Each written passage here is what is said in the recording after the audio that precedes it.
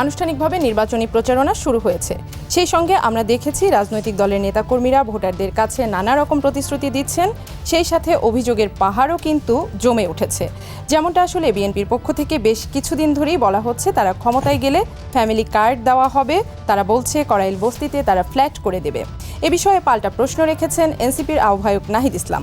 তিনি জানতে চেয়েছেন ২০০০ টাকার ফ্যামিলি কার্ড নিতে ১০০০ টাকার ঘুষ লাগবে না তো? আবার জামায়াতের আমির প্রশ্ন রেখেছেন যে আমরা কার্ডের ওয়াদা দিচ্ছি না, ২০০০ টাকায় আসলে কি হয়? সবকিছু মিলিয়ে নানা রকম প্রতিশ্রুতি তো আমরা দেখি, বাস্তবায়ন প্রক্রিয়ায় কতটুকু অগ্রসর হওয়া সম্ভব হয়? তো এই বিষয় নিয়ে আপনার বক্তব্য জানতে চাই।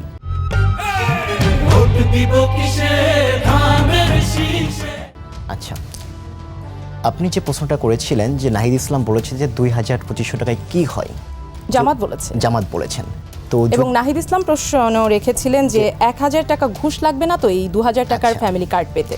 ওকে, এখন দেখেন, তারা তো জনসম্পৃক্ত দল না, তাদেরকে জনগণের কাছে যেতে হবে। আমার নিজস্ব একটা সার্ভে করেছিলাম ১ বছর আগে, সেখানে মানুষের যে চর এলাকায় দলিত কমিউনিটির যে মানুষের আকুতি, তাদের জন্য যে ২০০০ টাকা কতটা মূল্যবান সেটা তো এই জনবিচ্ছিন্ন দলের মানুষজন বুঝতে পারবে না। এরপরে যদি আমি আসি যে এটার অর্থায়ন করা হবে কিভাবে, আমাদের যে সামাজিক নিরাপত্তা বেষ্টনী খাত আছে সমাজ মন্ত্রণালয়ের অধীনে, এখানে আমাদের ১৪০টিরও বেশি আমাদের কর্মসূচি চলমান আছে। তো এই ১৪০টিরও বেশি কর্মসূচির কিন্তু অনেকটার ওভারল্যাপিং বা পুনরাবৃত্তি আছে। আমরা যদি এই ওভারল্যাপিং বা পুনরাবৃত্তি বন্ধ করতে পারি তাহলে আমাদের সেভ হবে ৯,৫০০ কোটি টাকা।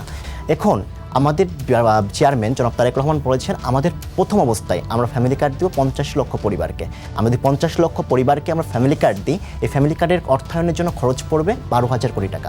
অর্থাৎ এই যে খরচের টাকাটা কিন্তু আমরা যদি ওভারল্যাপিং এবং পুনরাবৃত্তি বন্ধ করতে পারি তাহলে এইখানে কিন্তু অর্থায়নের ব্যাপারটা কিন্তু নিশ্চিত করা সম্ভব হচ্ছে।